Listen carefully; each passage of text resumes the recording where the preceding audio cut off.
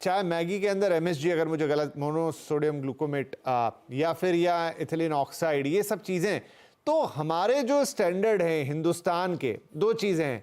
एक तो क्या वो पूरी दुनिया से पीछे चल रहे हैं, जो विदेशों में बैन है वो हमारे यहाँ अलाउड है, और दूसरा अलाउड है कि चलिए आपने कहा रुपए में 10 पैसे, और शायद जब मिलती है तो रुपए में 50 पैसे मिल जाती है, और फिर इस तरह की चीज़ें सामने आती हैं। क्या स्थिति है हमारे यहाँ की? जी विपिन साहब, सवाल मुझसे है? जी जी, आपसे। जी जी विपिन साहब, देखिए, इथिलीन ऑक्साइड वर्ल्ड में किसी भी कंट्री में ह्यूमन कंजम्पशन के लिए बैन किया हुआ है। मतलब इंडस्ट्रियल यूजेज हो सकते हैं इसके, इंसान के पास नहीं आना चाहिए। तो हमारे देश में, मतलब हमारे देश में अलाउड है?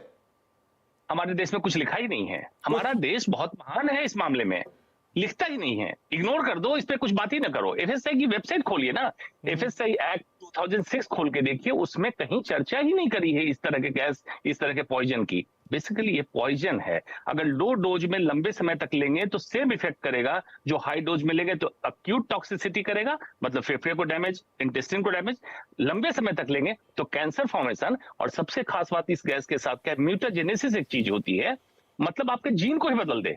मतलब इंसान होमोसेपियंस के जीन में बार बार बदलते बदलते, पता नहीं कौन सा होमोटेक्नोलॉजिकस, होमोमोडर्नस होगा, क्या होगा, इस तरह की गैस है म्यूटाजेनेसिस। कैंसर फॉर्मेशन को कार्सिनोजेनेसिस कहते हैं। तो ये खतरनाक चीज है, इसका अलाउड नहीं होना चाहिए। आपको आश्चर्य होगा, टॉपिक से थोड़ा हट के बता देता हूँ, मेलामाइन जिसकी प्लेट आप आमतौर पर शादियों में जाते हैं, मेलामाइन की प्लेट जिसको प्लास्टिक की प्लेट बोलते हैं, melamine nitrogen content, protein content बढ़ाने के लिए आपके यहाँ हमारे भारत में दूध में अलाउड है, मतलब डेयरी प्रोडक्ट में अलाउड है, वर्ल्ड में कहीं अलाउड नहीं है। ये भी एफएसएसआई की वेबसाइट पे पड़ा हुआ है कि कितने % तक पनीर में, कितने % तक दही में, कितने % तक दूध में अलाउड है। आश्चर्य लगता है। क्या आपकी साइंस है तो हमारा देश? बातें डॉक्टर साहब मुझे डरा रही, क्योंकि ये सब तो हम सालों से खा पी रहे हैं। इस पे आप रैंडम सैंपल इंडिया में कराइए मिल्क प्रोडक्ट का, और मेलामाइन कंटेंट ना मिले तो बताइएगा, क्योंकि मैं इसका स्टिंग कर चुका हूं अलग अलग डेयरी पे जाके, और पैक्ड फूड, पैक्ड जो मिल्क प्रोडक्ट है उसका लेके, इसलिए इसमें उपलब्ध है। तब मैंने चेक किया था, तब पता चला कि ये तो अलाउड है। उस पर क्या आप क्वेश्चन करेंगे?